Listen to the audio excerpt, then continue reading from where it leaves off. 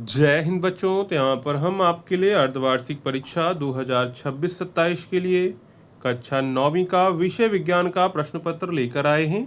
अगर आप लोग क्लास 9th में हैं, हाफ ईयरली एग्ज़ाम 2026-27 देने जा रहे हैं, तो ये क्वेश्चन पेपर आपके एग्ज़ाम के लिए वेरी वेरी इंपॉर्टेंट है।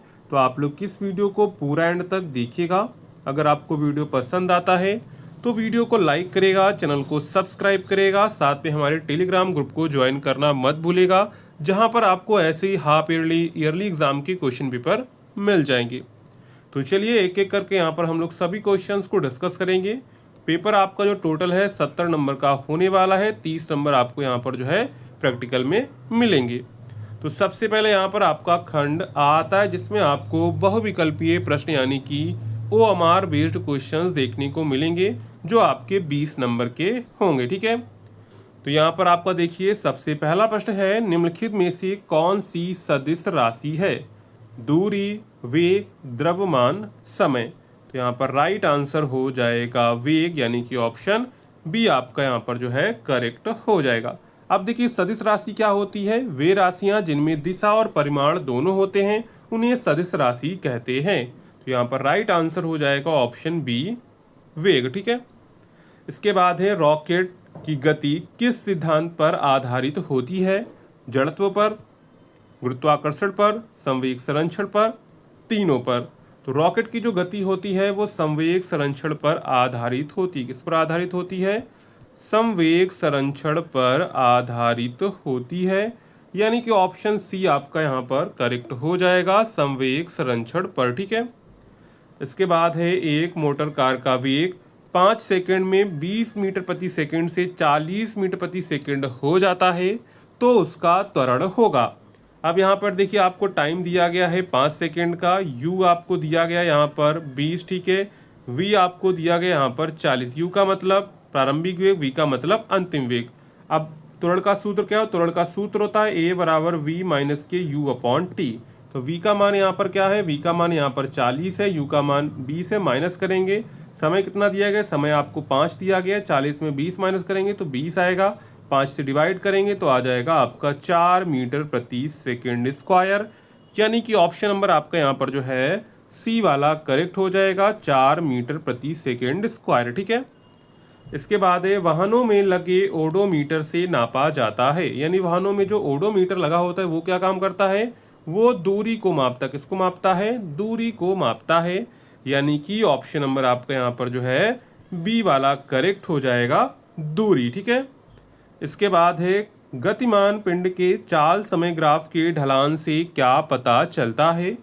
चाल पता चलती है, त्वरण पता चलता है, वेग पता चलता है, दूरी पता चलती है। तो यहाँ पर राइट आंसर हो जाएगा त्वरण। क्या पता चलता है? त्वरण पता चलता है, यानी कि ऑप्शन नंबर यहाँ पर आपका जो है बी वाला करेक्ट हो जाएगा, त्वरण। ठीक है, इसके बाद है बल का एसआई मात्रक है। तो बल का एसआई मात्रक क्या होता है? बल का एसआई मात्रक होता है किग्रा इंटू मीटर प्रति सेकंड स्क्वायर। क्या होता है?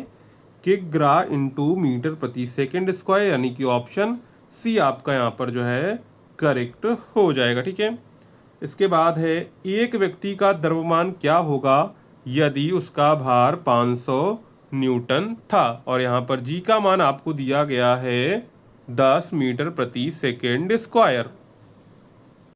यहाँ पर देखिए आपको W दिया गया है 500 न्यूटन। ठीक है, जी का मान आपको दिया गया है 10 मीटर प्रति सेकेंड स्क्वायर, और यहाँ पर हमको m का मान निकालना यानी कि द्रव्यमान निकालना है। तो आपने एक सूत्र पढ़ा होगा W बराबर mg।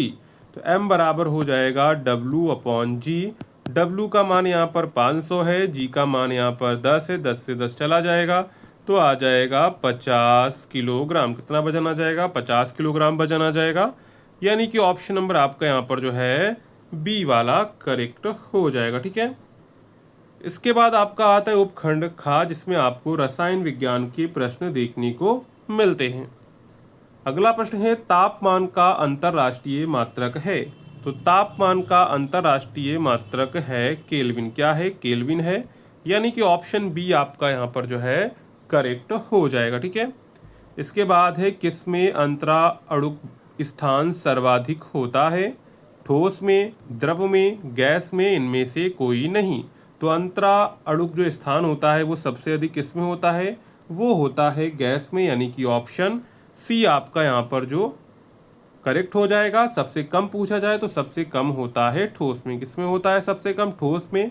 सबसे ज़्यादा जो है गैस में होता है। इसके बाद है निम्नलिखित में समांगी मिश्रण है, दूध, धुआं, बारूद, जल। तो यहाँ पर राइट आंसर क्या हो जाएगा, राइट आंसर हो जाएगा जल, यानी कि ऑप्शन डी आपका यहाँ पर जो है करेक्ट हो जाएगा। ठीक है। इसके बाद है क्रीम को दूध से अलग किया जाता है, क्रोमेटोग्राफी द्वारा, अपकेंद्रण द्वारा, आश्वन द्वारा, प्रभाजी आश्वन द्वारा। तो यहाँ पर राइट आंसर क्या हो जाएगा, राइट आंसर हो जाएगा अपकेंद्रण द्वारा, यानी कि ऑप्शन बी आपका यहाँ पर जो है करेक्ट हो जाएगा। ठीक है। इसके बाद है पारे का प्रतीक है, क्या है, पारे का प्रतीक है MAHGPAP। तो राइट आंसर हो जाएगा HG, यानी कि ऑप्शन बी आपका यहाँ पर जो है करेक्ट हो जाएगा। ठीक है। इसके बाद है नमक का रासायनिक सूत्र है, सभी को पता होगा नमक का रासायनिक सूत्र क्या होता है, NaCl होता है। क्या होता है, NaCl होता है, यानी कि ऑप्शन बी आपका यहाँ पर करेक्ट हो जाएगा, NaCl। ठीक है। इसके बाद है माइटोकॉन्ड्रिया का संबंध होता है। तो माइटोकॉन्ड्रिया का संबंध होता है श्वसन से, जनन से, उत्सर्जन से, इनमें से कोई नहीं। तो यहाँ पर राइट आंसर क्या हो जाएगा, राइट आंसर हो जाएगा श्वसन से। किससे होता है, श्वसन से संबंधित होता है, यानी कि ऑप्शन ए आपका यहाँ पर जो है करेक्ट हो जाएगा, श्वसन से। ठीक है। इसके बाद है प्रत्येक जीवधारी की सूक्ष्मतम संरचनात्मक इकाई है, कोशिका, माइटोकॉन्ड्रिया, राइबोसोम, केंद्रक। तो यहाँ पर राइट आंसर क्या हो जाएगा, राइट आंसर हो जाएगा यहाँ पर कोशिका। क्या हो जाएगा, कोशिका हो जाएगा, यानी कि ऑप्शन नंबर आपका यहाँ पर जो है ए वाला करेक्ट हो जाएगा। ठीक है। इसके बाद है एक निश्चित कार्य करने वाले कोशिकाओं के समूह को कहा जाता है ऊतक, अंग, अंगतंत्र, जीव। तो राइट आंसर यहाँ पर आपका हो जाएगा ऊतक। क्या हो जाएगा, ऊतक हो जाएगा, यानी कि ऑप्शन ए आपका यहाँ पर जो है करेक्ट हो जाएगा। ठीक है। इसके बाद है प्रत्येक जीवधारी की संरचनात्मक एवं क्रियात्मक इकाई है, आपका दोबारा प्रश्न आ गए, राइट आंसर हो जाएगा ऑप्शन बी, कोशिका। ठीक है। इसके बाद है DNA पाए जाते हैं। तो DNA पाए जाते हैं केंद्रक में, माइटोकॉन्ड्रिया में, हरित लवक में, इनमें सभी। तो यहाँ पर राइट आंसर हो जाएगा इन सभी में जो है DNA पाए जाते हैं, यानी कि ऑप्शन डी आपका यहाँ पर करेक्ट हो जाएगा। DNA किस में पाया जाता है, केंद्रक में भी पाया जाता है, माइटोकॉन्ड्रिया में भी पाया जाता है, और हरित लवक में भी पाया जाता है, यानी कि ऑप्शन डी आपका करेक्ट हो जाएगा इन सभी में। ठीक है।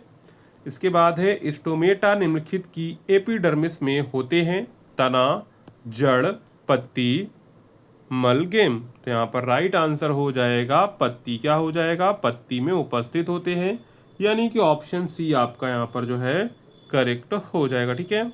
इसके बाद है उपास्थि एक है, मांसपेशी है, संयोजी ऊतक है, तंत्रिका ऊतक है, ऐच्छिक पेशी है। तो उपास्थि क्या, उपास्थि एक संयोजी ऊतक है, यानी कि ऑप्शन बी आपका यहाँ पर जो है करेक्ट हो जाएगा। ठीक है। तो यहाँ पर हमने 20 ऑब्जेक्टिव क्वेश्चंस को कर लिया है, जो आपको ओमार आंसर शीट पर करने होते हैं। ठीक है। इसके बाद आपका खंड 12 आता है, जिसमें आपको लॉन्ग आंसर टाइप क्वेश्चंस देखने को मिलते हैं। तो सबसे पहले यहाँ पर आपका पूछा गया है त्वरण किसे कहते हैं। तो वेग परिवर्तन की दर को त्वरण कहते हैं। इसका मात्रक क्या होता है, इसका मात्रक होता है मीटर प्रति सेकंड स्क्वायर। अब क्या कह रहा है, एक साइकिल सवार विराम अवस्था से चलकर 4 सेकंड में 20 मीटर प्रति सेकंड का वेग प्राप्त कर लेता है, उसका त्वरण ज्ञात कीजिए। अब देखिए सवार क्या है, विराम अवस्था में, यानी कि यहाँ पर प्रारंभिक वेग 0 होगा और अंतिम वेग कितना है, अंतिम वेग यहाँ पर जो है 20 मीटर प्रति सेकंड हो जाएगा। टाइम यहाँ पर आपको दिया गया है 4 सेकंड का। हमसे ए का मान पूछा गया है, v माइनस के यू अपॉन टी होता है। v यहाँ पर 20 है, u का मान 0 है, t का मान यहाँ पर 4 दिया गया है, और 4 से 20 आपका कट जाएगा, 4 पंचे 20, तो आपका त्वरण आ जाएगा 5 मीटर प्रति सेकंड स्क्वायर। यहाँ पर राइट आंसर क्या हो जाएगा, राइट आंसर हो जाएगा 5 मीटर प्रति सेकंड स्क्वायर, इसका राइट आंसर हो जाएगा। ठीक है। इसके बाद है संतुलित तथा असंतुलित बल के उदाहरण देकर समझाइए। यानी संतुलित बल क्या होता है और असंतुलित बल क्या होता है, उसको आपको अच्छे से तैयार कर लेना है। इसके बाद है न्यूटन के गुरुत्वाकर्षण बल का नियम क्या है, ठीक है, सूत्र द्वारा प्रदर्शित कीजिए, ठीक है। इसके बाद है वस्तुओं के जड़त्व से क्या तात्पर्य है, जड़त्व कितने प्रकार का होता है, उदाहरण देकर समझाइए।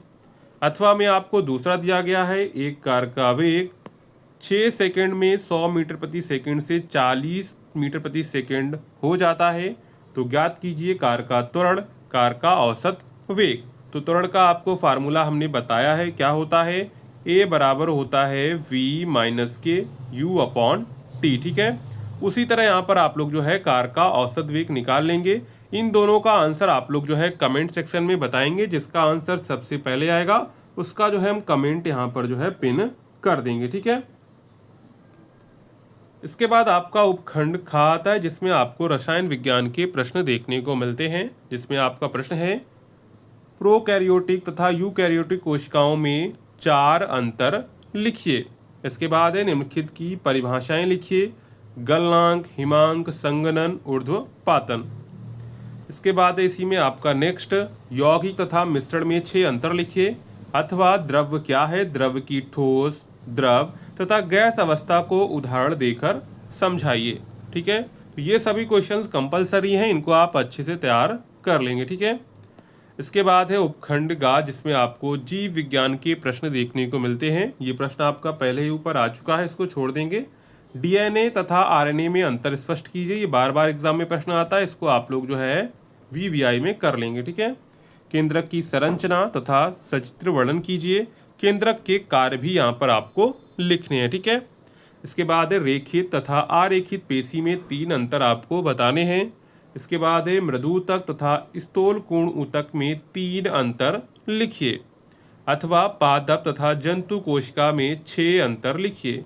तो इन दोनों में से आपको कोई एक यहाँ पे करना होगा, ठीक है। तो ये पूरा आपका जो है क्लास 9th का साइंस का हाफ ईयरली क्वेश्चन पेपर यहाँ पर हमने आपको दिखाया हुआ है। अगर आपको ये क्वेश्चन पेपर अच्छे से समझ में आया हो तो वीडियो को लाइक करेगा, ठीक है, चैनल को सब्सक्राइब करेगा एंड वीडियो को अपने दोस्तों में जो है शेयर करना मत भूलिएगा।